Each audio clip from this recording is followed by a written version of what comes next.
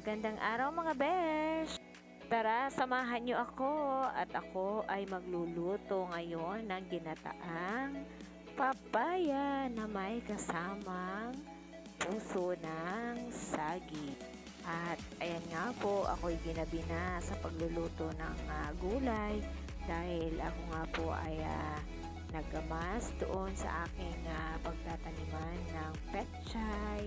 Sa tunay po ang mga garaning gawain ay hindi ko nagagawa noong mga panahong may pasok pa dahil sobrang busy at syempre napakadami rin po namin ginagawa sa paaralan kaya hindi na maisingit ang mga garaning pagkakataon. Kaya naman ngayong bakasyon ay aking nilulubos-lubos ang paggagawa sa bahay.